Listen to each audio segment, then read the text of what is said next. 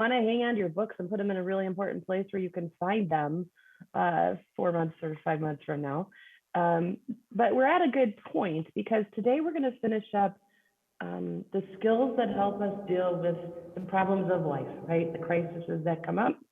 And when we return in spring, what we'll work on is kind of how do we get mindful so that we know how to use the skills, be more attentive to things. And then also we'll learn about what gets in the way of being resilient people. Things like how do I deal with emotion problems and how do I deal with thoughts that sometimes get in my way. So we're at a good spot today. And so today we are going to talk about those long-term types of problems. Last time when we talked about crisis survival, right, we talked about shorter-term things and how to get through those when we can't solve them, but we just don't want to make it worse. And I gave you 20 different skills for you to use. Hopefully you were able to use them. Not that I hope a crisis came up, but usually one does. And so to be thinking about how do I slow down enough, use those skills when I really can't get through it. There's no other way to do. So we'll review a little bit. Remember, we had those two kinds of problems, right? Only two kinds, rocks and Play-Doh. That is all there is. It is the only two kinds. So the rocks are those unsolvable problems. And we use crisis survival for the short-term ones. Today we'll use reality acceptance for the long-term ones. And then we had the Play-Doh problems, which were just solvable problems. So when I encounter those solvable problems, I have to go ahead and solve them, right? So solving number one, if I can, surviving number two, if I just need to get through it quick, accepting long-term problems, which we'll learn to do today. And then that fourth option, which is always there, to kind of just stay miserable, stay in the same spot with the problem. That is always a choice. And some of us do it for some period of time, and most of us do. And then we realize, nope, I gotta choose some other way to handle this. Okay. So if you want to reference kind of where I'm at with this slide, I am on page 19. So module 3, page 19, we're just reviewing here what it is to have a crisis versus what it is to have a long-term life problem. So I sort out my rocks and Play-Doh. I have something that feels stressful. Yep. I have something that feels urgent. Yep. But now I have to figure out, do I have something that's short-term or do I have something that's long-term? And if it's long-term, it's going to be here a while. Some people will use crisis survival, but the problem with that is crisis survival makes you feel like you're in crisis all the time, like you're just surviving, right? And for long-term problems, that doesn't work. The reason it doesn't work is we realize that we're in crisis mode. We realize that we're just distracting ourselves from something we can't do anything about, and it gets harder the longer you do that. So maybe you or someone you know has done this, where there is a big looming problem, and rather than try and figure out how to get through it, they just keep distracting all the time. So a lot of the times we see this with, let's say, addictive behaviors, things like gambling or drinking or other things like that, which are really just long-term distractions. And you can't distract yourself long enough. You need something else to get through those longer-term things.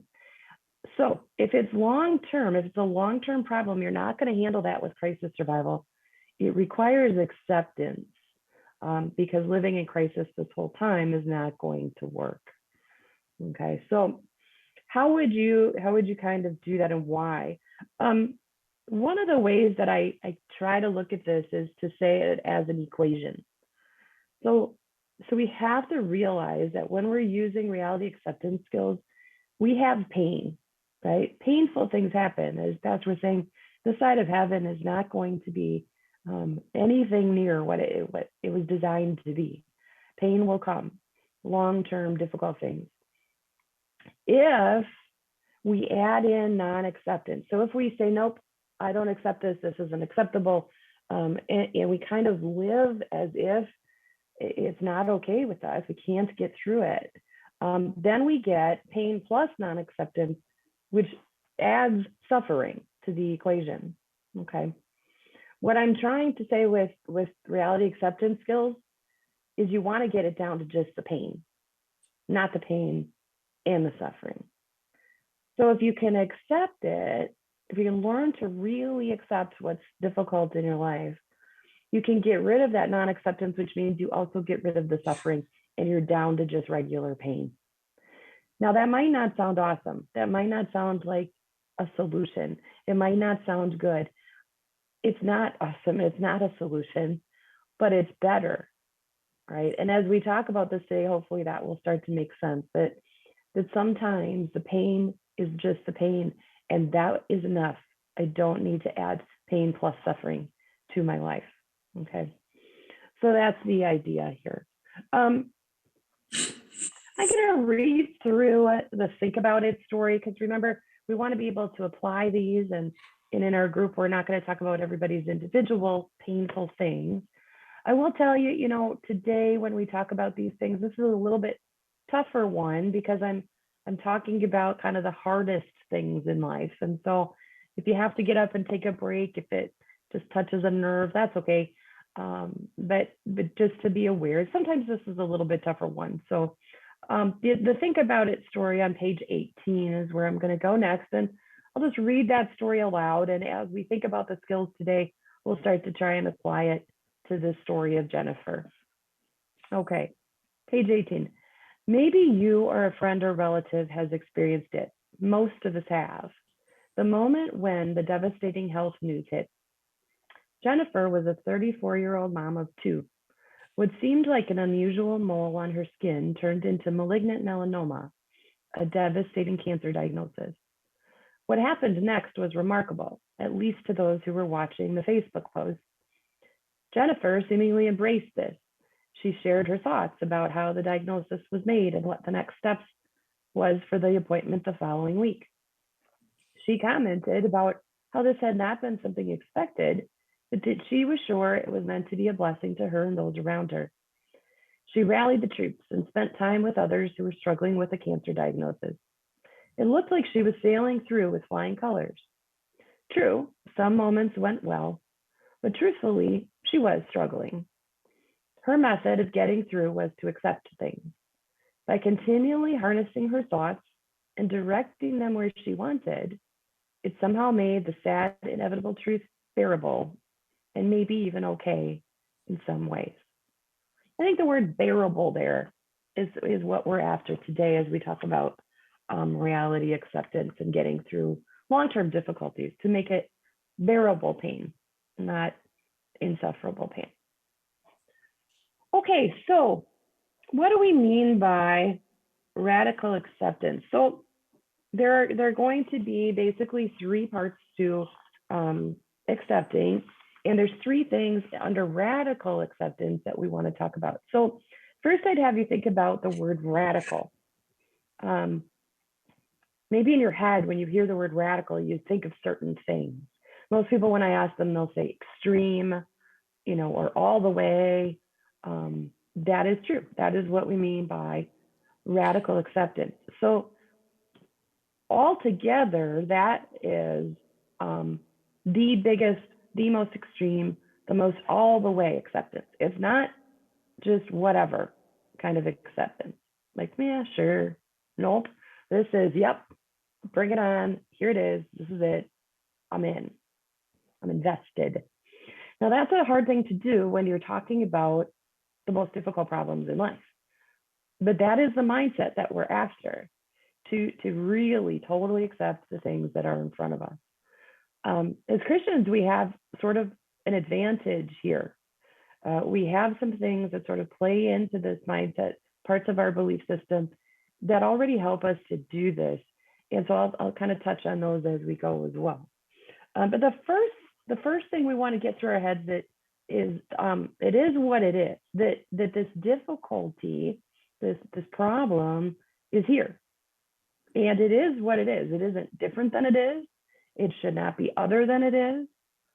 It's the reality that we're in. It's exactly as it's supposed to be. It should not be different. And a lot of times this is where people get stuck using certain words. And so I want to help you kind of think through that. This first slide, these are the three phrases we'll go through, but if you've ever seen the movie The Shawshank Redemption, it reminds me of these skills. The movie is about a man who is convicted of murdering his wife, and he's sent to prison for life, and his parole is up, and his opportunity to get paroled is not going to happen. And so you watch him kind of go through accepting the reality that he's going to be in prison for a crime he didn't commit.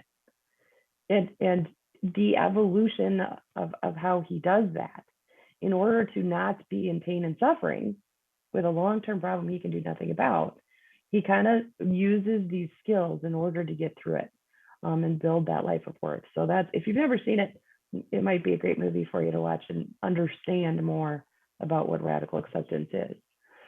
So this first phrase, as I was saying, it is what it is, kind of helps us understand that everything is as it's supposed to be.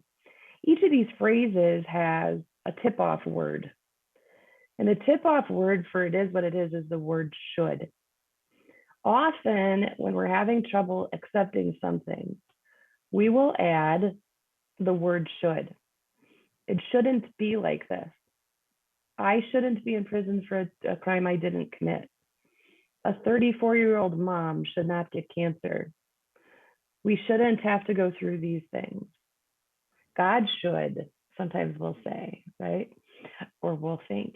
And the word should is a blanket denial of reality. It's saying, nope, whatever is reality is not what I want. I don't want to accept this. I will not, should not be this way. So a lot of times it's that word should that tips you off to say, I am not accepting this. And certainly as humans, we want to think through things, and we understand that we would like it to be different than it is. But if God is the ordainer of all things, it is exactly as it's supposed to be, right? Again, this is where Christians might be at an advantage a little bit to say, I can rely on that. Doesn't mean I always feel that way, right? And as a practicing Christian, I'm not a perfect Christian. I struggle to think, why would these things be? Shouldn't it be different? So that tip-off word should, that'll tell you that you're not doing a good job on this phrase. It is what it is. The next sentence under radical acceptance is, everything has a cause. Everything has a cause. So a lot of times when we have difficulties come into our lives, we kind of get the sense that it's all out of control, that it's chaos, that there's no good rhyme or reason for why things happen the way they do. And it feels that part makes it feel even worse, right? So everything has a cause. This is a little different than everything has a purpose. That is true. But this is a little deeper to say everything has a cause. So every bad thing or every long-term crisis in my life had causes. It didn't spring up out of nowhere. But one thing caused another thing, caused another thing. Okay. Sometimes I'll ask people, can you tell me anything that is not caused?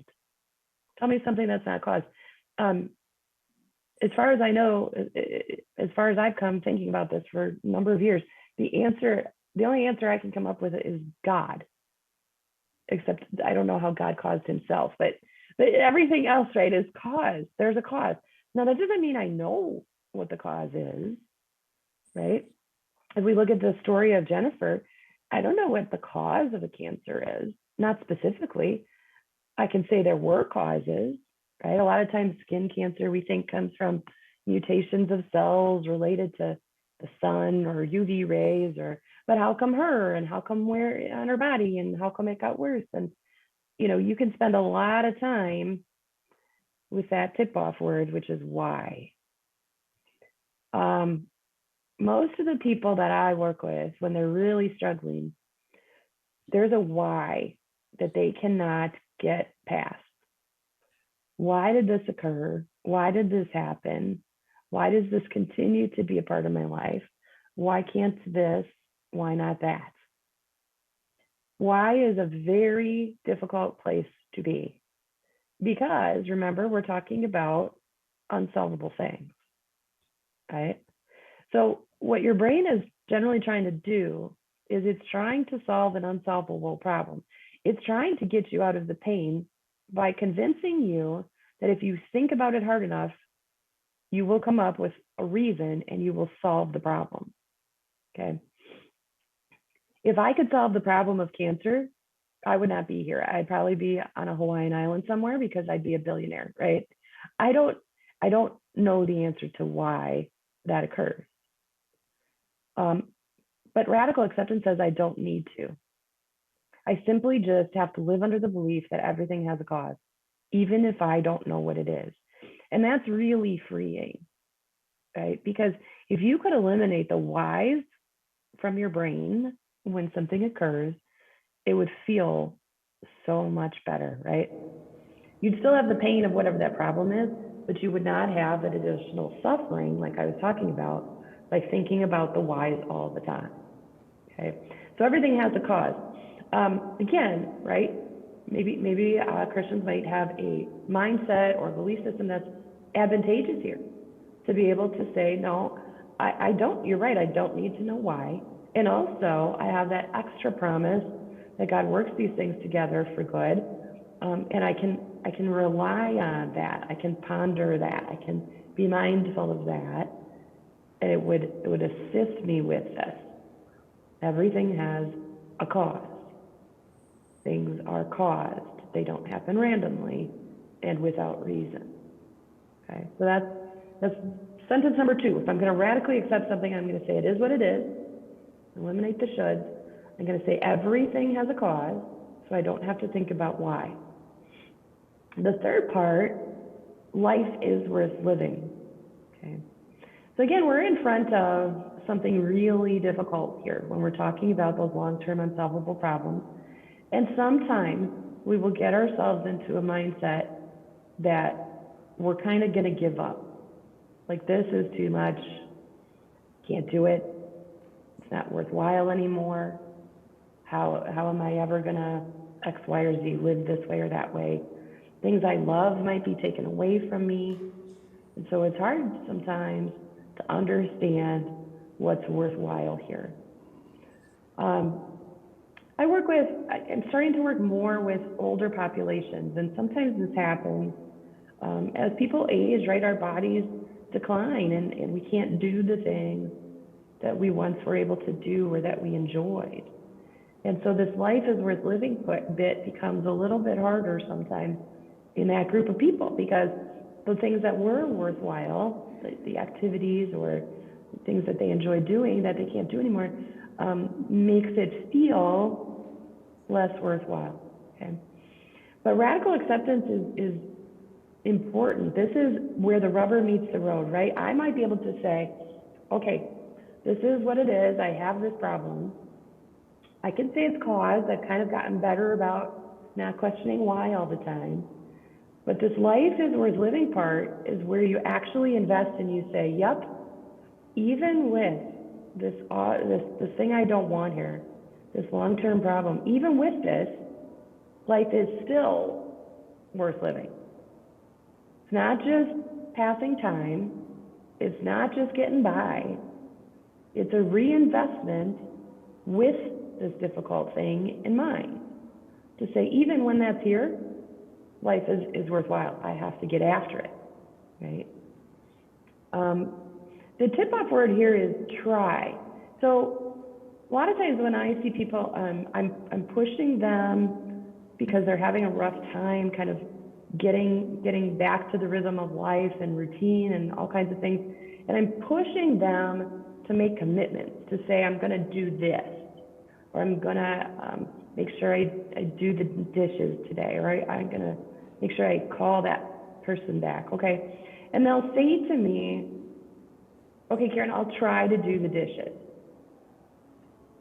And I don't accept that answer.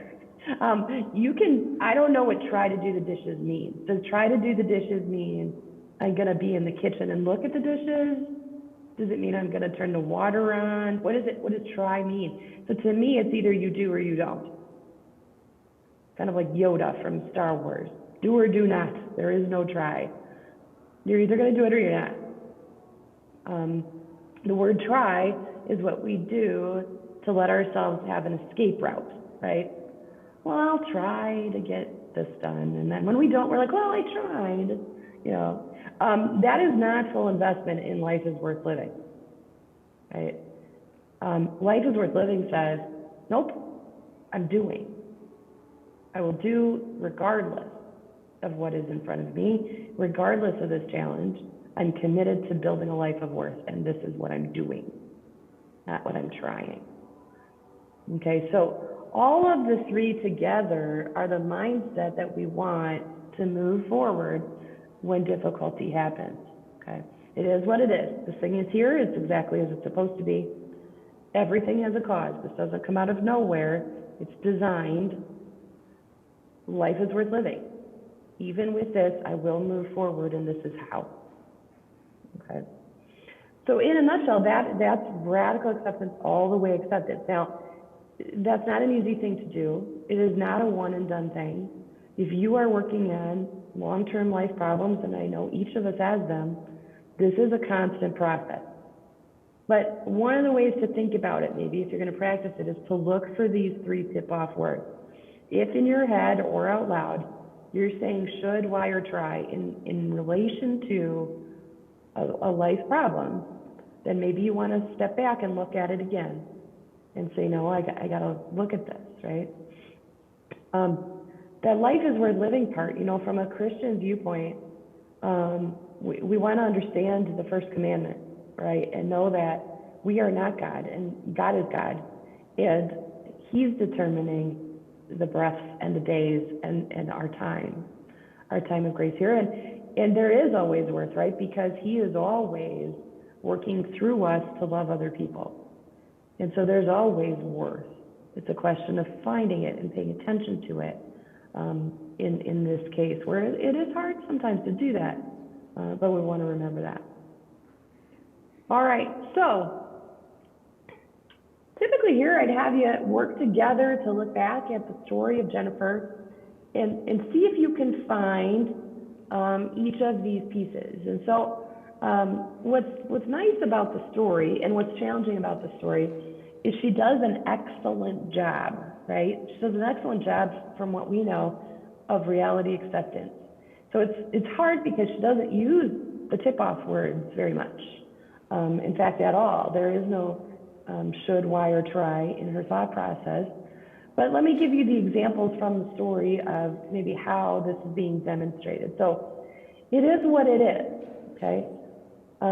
Sounds like, right, the sentence sort of towards the middle, Jennifer seemingly embraced this, right?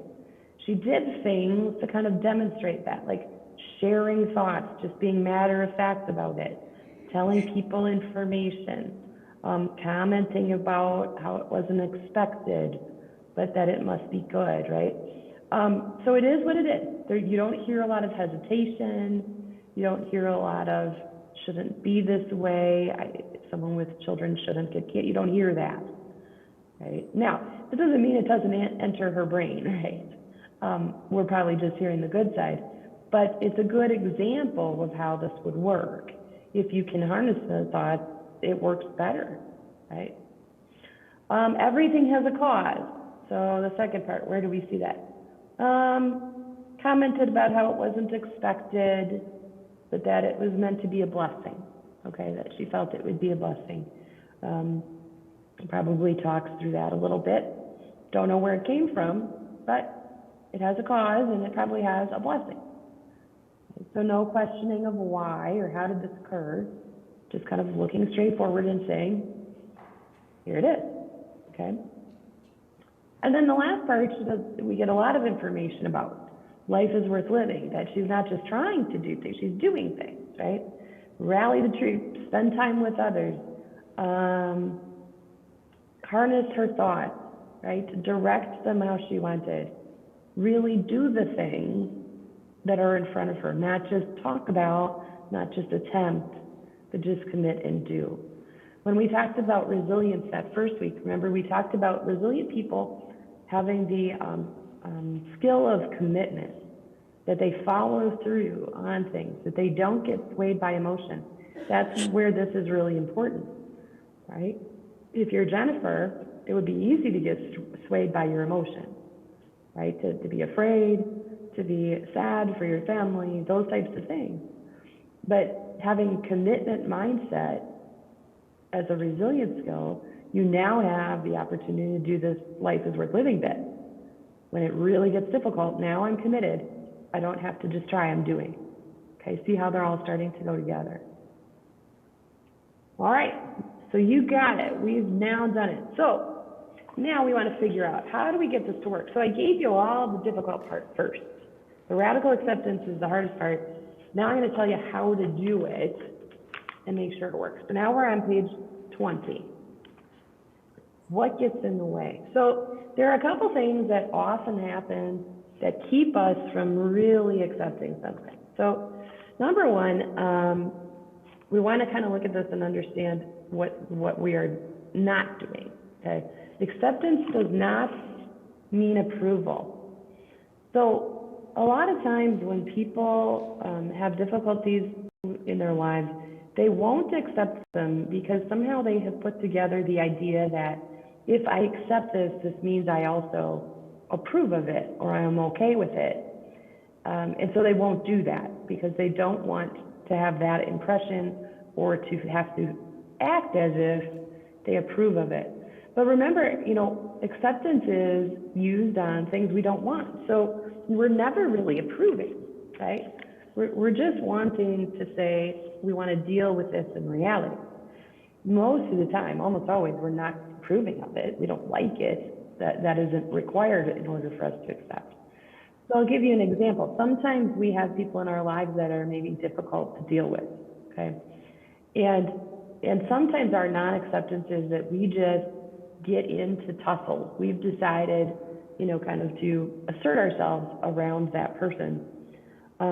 And sometimes that's necessary in problem solving or in different ways. But sometimes it might be useful to look at that from an acceptance standpoint and to say, you know what, sometimes our interactions just don't go anywhere and they actually maybe make our relationship worse. And so you might, in your mind, decide, I'm just going to accept the fact that this is a person with whom I can't really have an open dialogue, right? At this time, anyway.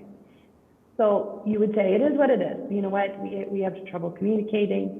There's causes for that. I mean, I don't know what causes me to feel the way I feel, what causes them to feel the way they feel. But I'm going to make it worthwhile by just accepting that and not engaging with them anymore on that level. I might be kind, I might be neutral, but I'm going to accept that we can't do a good job of talking right now. People won't do that sometimes because it will appear to the other person as if they approve, as if it's fine that the other person says whatever they say. But that is not what's happening. What's happening is you're accepting the fact that you cannot change that right now, right? Acceptance and approval do not have to go together. We can accept things without approving of them. Very few people approve of cancer, right? I don't see Jennifer saying, yay, cancer. We don't need to approve of it. We do need to accept that it's real, that it's actually occurring, okay? The other thing to remember is we're talking about reality acceptance. Reality changes all the time. So we kind of have to reassess often to see, are we still in this long-term problem or is it now solvable? So even with that relationship that I was just talking about, you can keep assessing because reality might change, right? What if one of you learns some new communication skills, or one of you has something else go on and now you look at that relationship and you say, man, I really want to fix that. So accepting reality as it is now doesn't mean it's always going to be that way. So that's what gets in the way, number 2. Acceptance does not equal resignation. You are not stuck forever once you accept something, right? So if I accept the fact that I can't get along well right now with this person, and I choose, right, from an acceptance standpoint, to live a life of worth, right, and not engage in arguments with them, that doesn't mean that in the future we couldn't try again. Maybe it will become a solvable problem. So I'm not stuck once I accept something, because reality changes all the time, right? Sometimes I'll see people in my office, and they have lots of mental health problems, and there's no right or wrong specific answer, but sometimes there are people who benefit from having medication for their mental health challenges, and maybe they've gone on a long time and they've tried some of the behavior changes and it's not quite working. And so for them, sometimes acceptance of that as a diagnosis, or acceptance of that as something that medication might help, that's hard for them, because then they think, now I'm stuck, right? I'm resigned to the fact that I have this mental health problem, or that I have to take this medication. I don't like that idea. Okay. So typically, and I'm not a medical doctor, but if I feel, that it's my duty to kind of talk with them about it, I'll kind of use this, like, understand that if you accept the fact that you need that now, that's the reality of now. It is what it is. It has a cause. We want to have a life worth living, and that might help you. Just because you accept it now doesn't mean you're stuck with it forever. Most people don't stay on psychotropic medications their whole lives. So reality changes. Don't be afraid to accept the reality now, right? That doesn't mean it can't change in the future. It can, and it often does, right? So we just want to remember that sometimes there's things that get in our way. One thing that's not listed here, and I'm going to start listing, is I've also noticed sometimes we won't accept things because that'll mean we have to do something. Like, we don't want to do something based on that reality. So I've seen this, in particular, I'm thinking of parents of teenagers. It's surprising to me sometimes how many teenagers are doing things that their parents disapprove of, and it's fairly obvious, and the parents kind of don't accept it because they don't know what to do next, or they don't want to deal with what will come next. So I'll give you an example. Sometimes we have teenagers in our groups that we run who are using marijuana pretty routinely, and they'll tell us, right? And it's interesting then, when I finally convince them that we all need to talk about it, I'll talk to mom or dad or somebody in their life who's an adult, and it's common for the parent to say, oh, I wondered about that. I didn't quite know what I was going to do. So they haven't accepted it, right? They've kind of looked at they find things, or they look at their child and they wonder, but they kind of choose not to accept the reality that this is happening, right? My baby would never do that. Or, yeah, I don't think that's what was happening. Like, they kind of just resist. And the reason is, now I would have to do something about something scary, right? And really talk about that. And that's what that means, number 3, life is worth living, means we have to get after what's going on there. And if we accept it, it doesn't mean it's going to be like that forever. Actually, accepting it in that case will likely change it sooner. So acceptance is really important, okay? So don't let those things get in the way. Go ahead and accept the difficulty so you can get through it. Okay, and then the last bit we want to learn is turning the mind and willingness and willfulness. So turning the mind is just sort of, what's the mindset that I want to have to get myself to really accepting, right? So if I'm going to accept things, how do I do that? And turning the mind is the way to do it. So just sort of picture it this way. You're going through life, you're on a little track, and you come up to a fork in the road, right? The fork in the road is the difficulty or the long-term problem. And it's forcing you to say, am I going to accept reality the way it is, or am I going to reject reality and pretend it's not happening? Okay, so turning the mind is that mental process that says, nope, I have to go back towards the accepting route. I can't keep rejecting reality. That'll be harder on me. So often, turning the mind is the question, is those tip-off words. I'm going along, I encounter the difficulty, and I say, it shouldn't be like this. Okay, that's rejecting reality. Accepting reality would be, nope, this is exactly how it's supposed to be. I have to keep going back to those 3 sentences and turning my mind towards acceptance, not rejecting reality. So that's all turning the mind is it's looking at your own mind, your own thoughts, and saying, wait a minute, I'm getting upset about this, or I'm questioning this in such a way that is not acceptance. I have to catch it.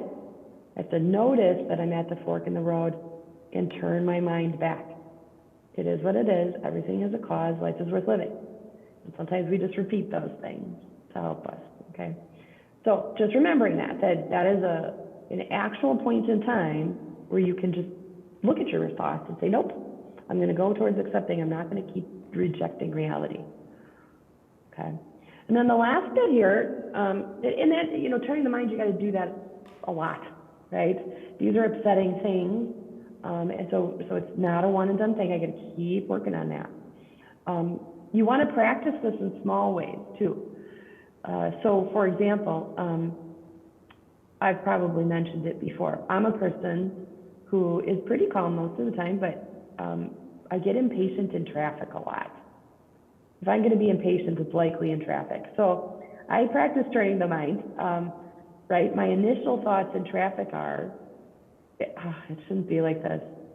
Why is it that we cannot get all these cars to move through this space at the same time? When are they ever going to get done with this construction, right? And I'm miserable. I'm sitting there in the car being miserable. This is all a rejection of reality. I am not accepting reality, right? It is what it is. There's as many cars as there are, and they're all going the same place at the same time. That's reality. It's caused, right? All these cars happen to be here. That they're caused. They're supposed to be. It's exactly as it is. Life is worth living. I have to catch that I'm not accepting reality, that I'm rejecting it. I have to turn my mind towards, let's make this worthwhile. And then I have to choose to listen to the radio or listen to a podcast or something that's going to make being stuck in traffic worthwhile. Okay, so that's me practicing my radical acceptance skills and turning my mind towards it, right? Rather than sitting there and being miserable and impatient. Okay, that's how you practice, so that when the bigger things come, you might be able to do this. All right.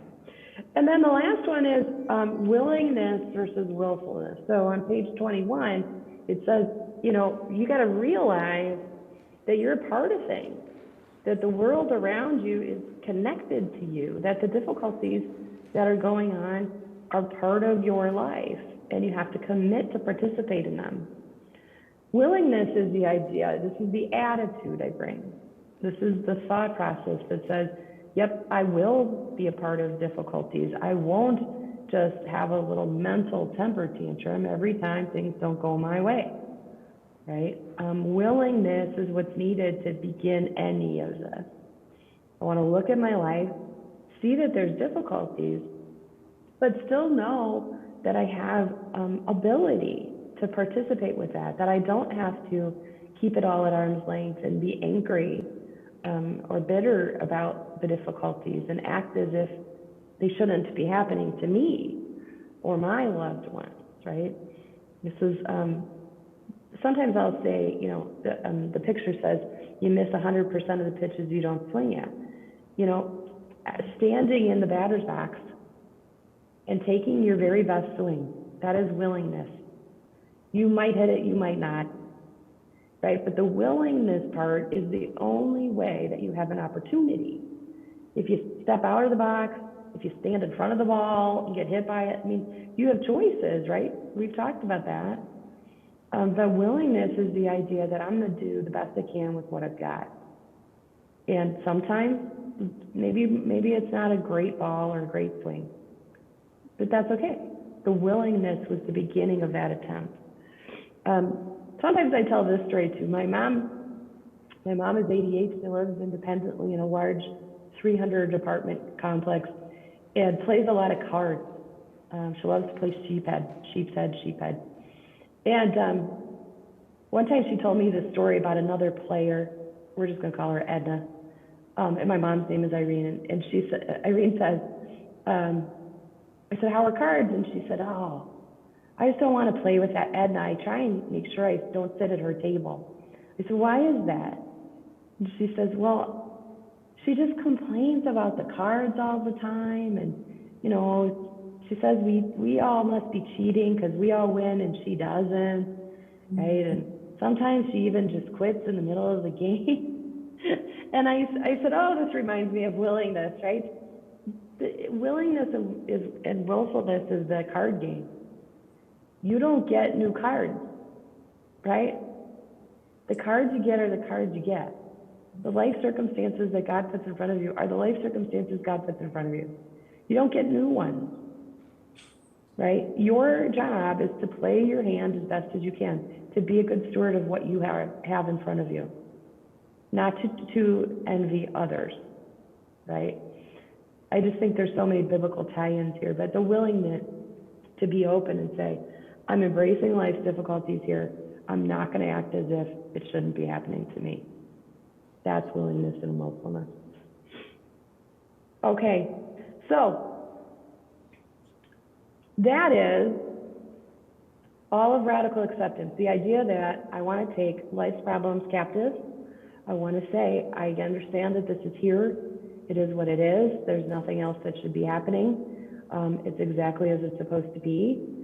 Not only that, I believe it has a cause. I understand that it's not random, that the universe isn't out to get me. I hear that sometimes from some people, but that we know that things are lined up the way that they are intended to be. As Christians, we have an extra way of looking at that.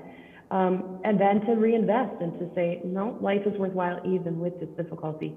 And sometimes, I don't know if you've had this experience, you get the opportunity to look back, right, at difficulties you've encountered in your life.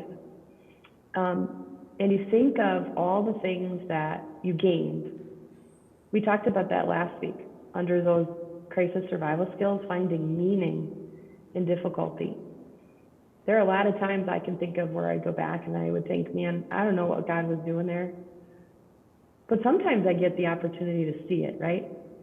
That there were meaningful things that occurred that otherwise would not have occurred. They occurred during difficulty, during really hard things.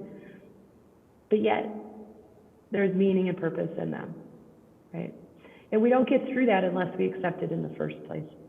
So the encouragement is to look around and to see, are there places that you could have used reality acceptance? Sometimes most people have the experience of using reality acceptance when they lose someone they love. I don't know if this has happened to you, but I remember my dad passed away in 2008, and I remember kind of struggling with that. I had a lot of shoulds, right? I should get to have my dad. My son should get to have his grandpa, right? Why him? Why now? All kinds of questions like that, right? And they're kind of torturous for a while. And you work on them and you work on them. And then you get to a point where life is worth living, right? And you can point to it and you can say, hey, you know what I realized? I realized that now I'm spending a lot more time with my mom. I was closer to my dad growing up. But now, right, I get this life worthwhile where she gets to be a part of our lives a lot more. And maybe that wouldn't have happened. But when you get that, when you get past the acceptance part, you still have the pain, right? Every once in a while, there's that twinge that says, oh, Dad would have loved that. I wish he was here, you know. So that pain part is still there. But now, because we've sort of gone through the acceptance, it feels lighter. It feels like we're more capable. It's still sad, right? Reality acceptance is often kind of sad because we're accepting tough things. So sadness or just feeling okay that you understand what's happening, that is acceptance sometimes. And a lot of times it comes with a lift. You're no longer struggling. You're no longer arguing with yourself or with God about this. It's just a little bit more peaceful, right? And I remember that too, even with that. Like at some point now, it was just lighter. We were going to be okay. We were going to move on, and it was going to be fine. All right. So the last part on page 21 just asks you to think about that. You know, is there a reality in your past that you could look at and maybe move yourself through these 3 steps to say, I really want to think about this differently now that I've learned these skills. You could do it that way. Think about what it might feel like, or what it does feel like to do that. And then just an encouragement at the bottom to remember you can reduce your suffering by just accepting the pain. That's what this skill is, understanding that I can't fix it, but I can get it down to just pain, not all the other things. And that would be more freeing in my life.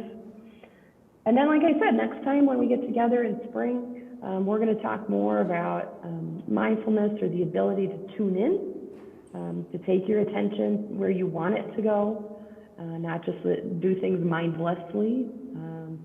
And then also we'll talk about some skills for harnessing your thoughts and harnessing your emotion, because those often lead us kind of out of resilience. They don't always allow us to bounce back well because they get in the way.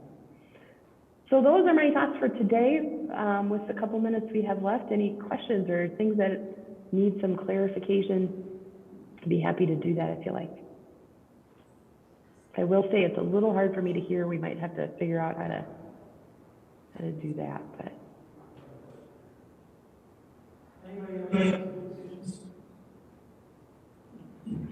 all right. Well, again, blessed Reformation, right? What a wonderful day to just live in grace. It's just a blessing, and excited to celebrate that today, and I'm sure you all are too. So. Thank you, Carrie. My privilege. I'll see y'all in March. Be well. All right, thank you. There we go. All right, we got about 19 minutes, depending on if Victor is on time starting the service. So we have a little bit of time to. Victor? Victor Jordan, are you planning on starting right at 9:30? I am. Okay. I'll do my best to be there with you. Okay. All right, thank you. You got some time there to